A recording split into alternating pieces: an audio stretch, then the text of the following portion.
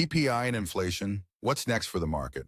Producer prices going higher might kind of trickle down into inflation, and that's a big scary word that nobody wants to hear in the markets.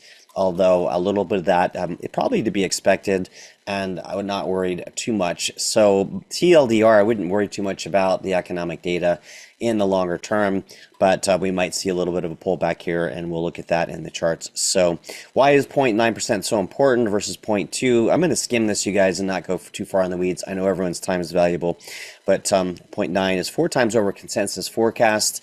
Consensus is certainly dangerous. I was chatting with M3 members last night too, watching us hit new all-time highs, and of course that was after hours, and sort of suspecting and wondering if that wasn't setting us up for a drop-off today, maybe a sell the news, although I guess that doesn't really make sense. But anytime, here's what I would say, anytime there's unusual movement, especially after hours, it just feels unusual, possibly some short covering there, and then people flipping long because we hit all-time highs.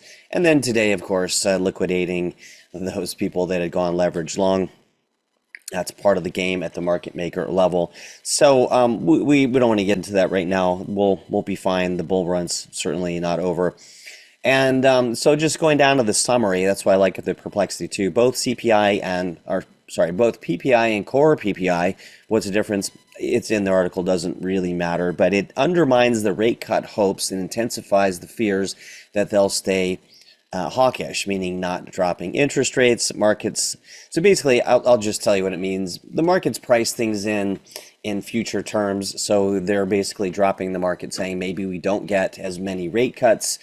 We pretty much have September factored in. This was right. It's at 92%, so we'll get a quarter point in September, unless something drastically changes, maybe even a surprise half cut. That would certainly get things going again.